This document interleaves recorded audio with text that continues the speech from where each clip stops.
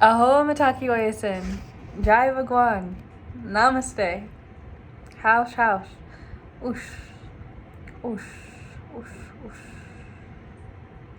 Hello. Oi. Oye. Welcome home, my family, my brothers, my sisters. I'm going to read to you from the Book of Dreams so that you may remember what we have forgotten. Life is a dream. You dream that you are awake while you are asleep. Life is a dream. While you daydream through life, not realizing that you are asleep, and while you are asleep, you do not realize when you are dreaming. Just as you can wake from a daydream and realize that time has passed without your awareness, so can you wake within your nightly dreams to find yourself in a world of pure consciousness. Awareness in the dream world feels profound, but to wake from a daydream feels ordinary. But did you really wake from your daydream, or was it a false awakening? You see, when you become aware in a dream, you reject the story of the dream. But when you become aware that you were daydreaming, you return to the story of your life. Bear with me as I switch the pages. You say, I am so-and-so. You say, I am so-and-so. The artist, plumber, diplomat, salesman, you tell these stories to yourself just like you tell a story to yourself about what is happening in your dreams. Maybe a monster is chasing you, or you find that you have gone to work naked. When you discover that you are dreaming, you say, I am not really at work. I would never go to work naked. This doesn't make any sense. And you look around and notice that the entire room is just a dream room. Or maybe you only realize it was all just a dream once you wake from your sleep. But when you wake from your daydream, you return to the story. You go back to being Jane or Tom or whatever your name is and whatever role you play. Plumber, sailor, or salesman. Beautiful or ugly, smart or dumb. But what if you woke from this narrative as well? What if you looked around and saw that this was as much a dream as the dreams you dream while you were asleep? What then? I invite you to wake up with me now, to leave your daydreams completely, to dissolve the distinction between I and you, and to realize that any I is just a feeling that I am, just a story of who we are embodied with a feeling of being an I. Your I, yourself, my I, myself, self or other, self, other, me, you, us, we, from many one, many cells, many selves, all a continuous flow. God forgot itself to experience the profoundness of isolation, to remember the profoundness of your connectedness to the all. Recognize the self, yourself, is the daydream you never wake from. Awaken with me now. I hope you have enjoyed this reading I have. There has been someone who has written this, and I have found a great pleasure sharing with you their ideas. Perhaps you have had the experience where you have awakened while you were dreaming. This is called lucid dreaming. It's where in the dream you realize, I am sleeping. I am dreaming right now. And sometimes we can gain control in the dream. So what this is saying is to allow ourselves to live the dream, except not sleeping, not being present. We can choose to be present. We can choose to be here now. We can choose right now. I choose to no longer be sad. I choose to no longer repress this pain. I choose to take responsibility for my healing. I choose to be honest and transparent. I choose to sacrifice my now for a better tomorrow. So that means perhaps I will make a sacrifice of doing a vigorous exercise today so that tomorrow I will have better chemicals in my brain. Or maybe they will be instantly flowing into my body after I am exercising. So I'm willing to do the work today so that future me can look back and say, wow, thank you for that thing you did. This inspires the thought of doing something completely different than we normally do. So for example, if you are not normally reading every day, perhaps you can set a timer and read for 10 minutes and try something new. If that book doesn't suck you in, maybe put it back. If you know you need to read this material, perhaps continue with the discipline. Otherwise, perhaps go to another book until you are absolutely absorbed in what you are learning instead of being plugged into virtual realities and having your awareness hijacked, therefore hijacking your emotions, your mind, and controlling your behavior.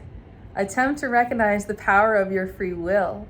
Many times this can only happen when you are alone and in silence. And if it is difficult for you to have alone time and silence, please know that this is a highlighter, or there is sirens going off here showing you how important it is for you to choose to have silence and alone time. Take time to process, digest, integrate, and choose to have fun. Give yourself permission to have fun and choose to make this easy. Notice the stories that you are telling around your personal process. And please know that how you speak to yourself is how you will also speak to others. So if you are someone on the receiving end of receiving harsh words, please know that the person distributing them are also organizing those words about themselves to themselves, and they may just be replaying old tapes from old scenarios. Many times, individuals who have gone through select kinds of abuse have a tendency to mirror and recreate the trauma by reenacting and becoming the very thing that changed their entire path. However, let me remind you that there is an alternate path and that you can choose this right now. You have the ability to respond, the responsibility to be yourself, to love yourself, to love others as much as you love yourself. And this does not have to be narcissistic or any shadow aspects of the human nature that is available in these dimensions of time and space. I invite you to recognize who you are, to give yourself permission to look at you in the mirror, and to find ways to rewrite the stories that you are telling. One of my favorite things to do for my clients is I like to introduce this play energy. If you are telling a very sad story, attempt to make it a silly story. If you are telling a horror story, try to change it into a narrative or a framework or a lens of maybe a cartoon or something more lighthearted. Attempt to see if you can give yourself permission to play with this. Many times, different dimensions of truth can be accessed from these paradigms. I will give an example. Money is a very common one, where individuals have blockages and belief systems around money. Try to see if you believe money is worthless, or I am worthless if I have no money. And then attempt to see what it feels like to say the statement, I am valuable even without any money. And see if there's resistance or if it's uncomfortable. Just try to notice. Many times playing with the positive statements can kind of help you see the root and get clear. I have great pleasure doing personal and private one-on-one sessions. I'm also willing to do group sessions. I am here. I have gone through very, very, very many different transformations. I have invested in many different services and different forms of therapists and things that have just greatly contributed to my journey, and I'm always eager to share that with you, my family. If you are me and you are going through the things that I am going through and I have gone through, then please let us be family and share at the table what we have to eat. If we have ate and eaten this bitterness and drank that Kool-Aid of the culture, this horrible bacteria of culture, if we are consuming this and being brainwashed into thinking what the standards of beauty are, or what is valuable and meaningful, and again, the control of our attention, we can choose to not agree with that. That is a contract that is unwritten, that we do not have to unconsciously agree to. We can choose right now to take responsibility and say, I choose to have happiness in my everyday experience.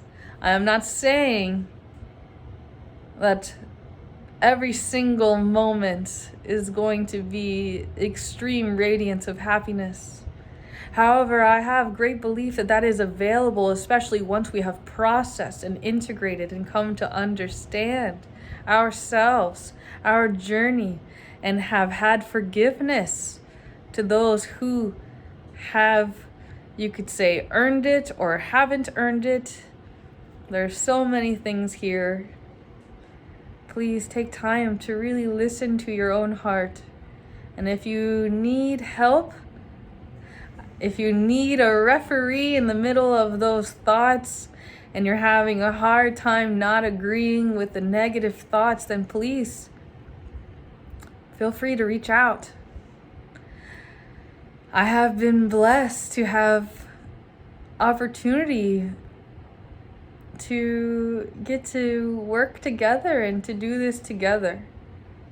And man, if I would have had me a long time ago, my imagination goes wild thinking that. So there is part of my hope in sharing my process with you. I'm overwhelmed with joy with this moment, and I hope that you understand what you contribute to my personal life. You know who you are.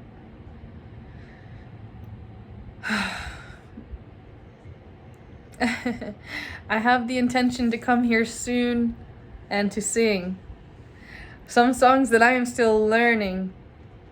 One line comes like, your love has never failed me. All my days are held in your hands. I've known you as a father. I've known you as a friend. I don't know the words, but it's there, and I'm looking forward to the day that I can share. I'm thinking after doing this, I'm going to go live, and I'm going to do something that I have learned to be called ministering to the Lord. I've also read this amazing, interesting aspect today about, I think it's in the book of Matthew, where it talks about how for some people that they choose their father to be Satan. And in the Satanist Bible, it is understood that it is self-worship. So then, what if love is our God? Or is our God a punishing God and we know this? And that's what we obey. We obey fear. Or do we obey love? It's taken me a long time to come around and to gain understanding a little bit more of this. And I think it's so perfect the way it's perfectly orchestrated in our personal lives, how there's this divine plan and how things just express themselves and the perfect timing and all of these things. I find great joy and celebration in that, so I'm attempting to share this with you. I'm apologetic for the shadow work, or the flip side of that. However, personally experiencing and learning about the dark night of the soul and going through all these different transformations, I'm feeling really renewed. And I'm constantly being renewed, constantly. And it's a process. And part of me would love to share with you those personal testimonies. However, I also understand, again, the right timing, and you could say the right one that is meant to receive that message.